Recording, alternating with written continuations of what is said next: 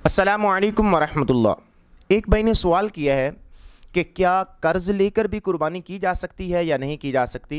अगर मेरे पास इतनी मालो दौलत है कि मैं साहिब निसाब हूँ और लेकिन वक्ती तौर पर मेरे पास पैसे नहीं हैं, मैंने किसी से कर्ज़ लिया है, तो क्या वो उस कर्ज़ लेने के बाद मैं जो कुर्बानी करूँगा वो कुर्बानी अदा होगी या नहीं होगी। तो उस भाई के लिए अर्ज़ ये है कि मेन जो चीज़ है वो ये है कि आप साहिब निसाब हों।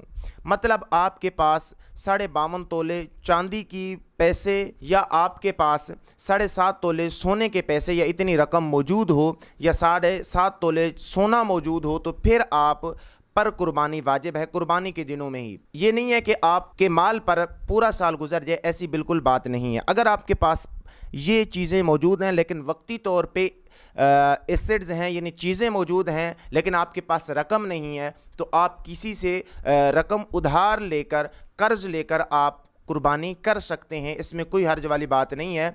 क्यों कि आपके पास एसेट्स यानी चीज़ें मौजूद हैं लेकिन आपके पास पैसे नहीं हैं, तो इसमें कोई हर्ज वाली बात नहीं है। उस कर्ज़ लेकर कुर्बानी हो जाएगी, इसमें कोई हर्ज वाली बात नहीं है। हाँ, दूसरा मसला ये है कि अगर आप साहिब निसाब नहीं हैं और इसी तरीके से आप सिर्फ अपना मुंह छुपाने के लिए या लोग क्या कहेंगे, लोगों की जो बातें हैं, लोगों की गुफ्तगू की वजह से आप ये काम कर रहे हैं, तो आप पर ये लाजिम नहीं है कि आप कर्ज़ लेकर कुर्बानी करें। ऐसी हरगिज़ बात नहीं है। इन चीज़ों से बचना चाहिए।